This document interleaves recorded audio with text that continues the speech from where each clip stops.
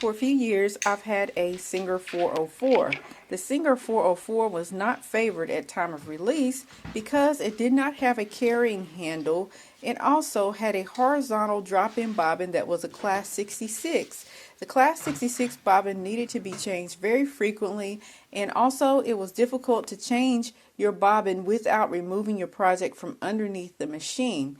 Instead, people preferred the precursor to this machine, which was the 301A. And I had the opportunity to travel to Anderson, South Carolina, to the plant where the 301A was manufactured for a time. So today, that's what we're going to take a look at. Without further ado, let's get into it.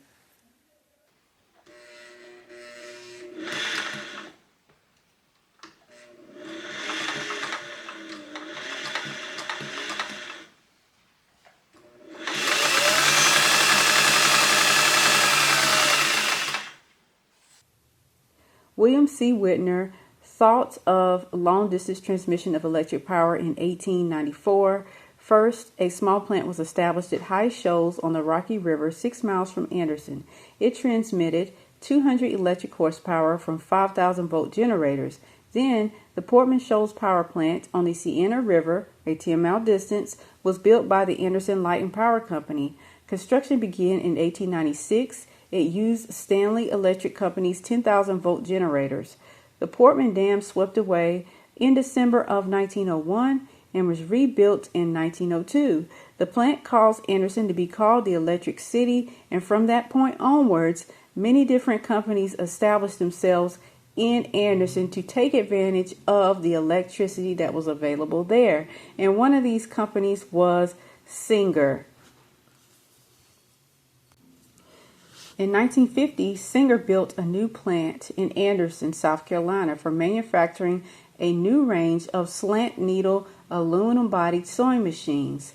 Although the plant was officially opened in 1950, production did not start until 1951. The original models produced at the Anderson plant were the 301 and 301A, and then later on you had the 401A, the 403A, the 500A, and then the 503A.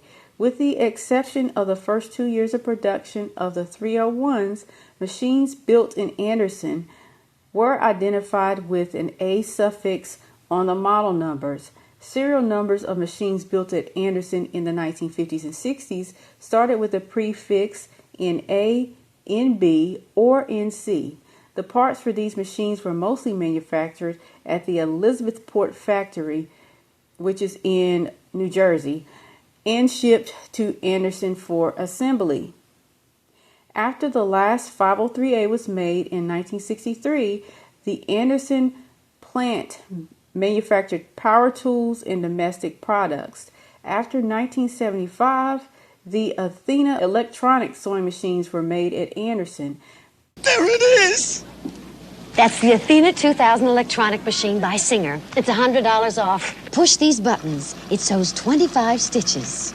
Beautiful. By the 1980s, when Singer ceased to make sewing machines in North America, the Anderson plant continued to manufacture power tools until on July 1st of 1988, it was sold to Ryobi of Japan, who took over the Singer power tools business.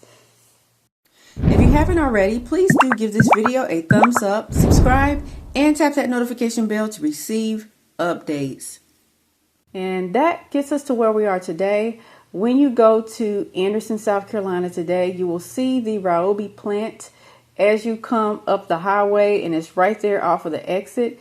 And then once you get off of the exit and drive into town, you will be taken through a residential neighborhood via Google Maps. And some evidence of the Singer manufacturing plant is still there, because you can see that some of the houses around the area appear to have been built around that 1950s and 1960s period. Then too, you can see that the street names favor a manufacturing area, especially the street named Singer. Once you exit the residential neighborhood, you are immediately met with the original Singer manufacturing plant. You really can't tell that there was ever a Singer manufacturing plant there. All you really see is a bunch of police vehicles parked out front. And online it says that that place is a Ryobi Center, but I've seen no evidence of that being the case from the exterior of the building. Anyhow, I was able to park and to take a little bit of footage and also take a few pictures, and I was really happy to have visited the place where Singer sewing machines were made for a time. I do have this little article from the New York Times that was written right when the last of the Singer plants was closing, and I think it's really interesting to listen to this article, so I'm going to read just a small part of it here. The Singer Company is closing its Mammoth plant here, moving on to a marketing strategy of more cost-effective foreign production and diversification in aerospace products. It is finished with this aging city now. So intertwined their lives have become, this company and this city, during their 109 years together, that many people here can only shake their heads and say, as Morris Fink did, it just doesn't seem possible. In their heads echo the racket of 10,000 worker assembly lines cheering on the tool department's softball teams, the big bands playing at dances in the company's hall on the shore of Newark Bay. So this particular article is coming from the plant in, I believe it would be New Jersey. It has been more than a professional relationship, and the community now feels scorned. Working at the Singer plant was a way of life, said Mr. Finkel, who was there for 44 years. It was the natural thing for a young man coming out of high school to do. Everyone in town seemed to have worked there at some point. So I'm going to stop right here. So nowadays, there is a lot of talk about wanting to bring manufacturing back to the United States because the United States, in large part, has become a serviced country that only has like fast food restaurants and retail shops that people work at for the most part. So they want to get back to a time when someone straight out of high school could go and work at a manufacturing plant and be able to provide for their family.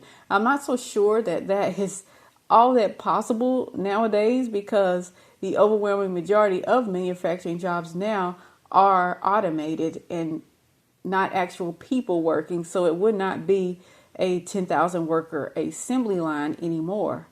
And also the prices of things have gone way up. So to manufacture items to that same level might not be so easy, but what do you all think? Please let me know your thoughts down in the comment section below, as I'd love to hear from you. And do any of you have any of the Singer model sewing machines, like a 401A, a 301A, or something of that nature? I really do love the Rocketeer line, the 500 and like the 503A. Those are some really nice machines. Anyways, please let me know your thoughts down in the comment section below. I'd love to hear from you. Thanks so much for watching, and I'll catch you on the next one. Peace.